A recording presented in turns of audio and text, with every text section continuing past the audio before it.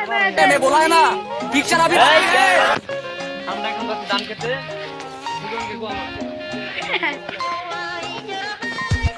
বললা আপনাদের সাথে ভিডিও বানাতে গিয়ে আমাদের আজকে এই অবস্থা। খুব কষ্ট এই রোদের ভিতরে খুব কষ্ট বস্তার মাইরে বস্তার মারে খালাম না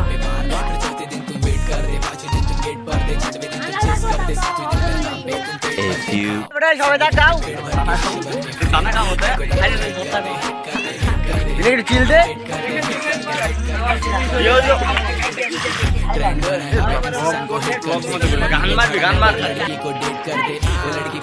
ওরা সবাই চিল দে একটু চিল দে ওরা পিছে তাকা এ মামা তাকাও না কে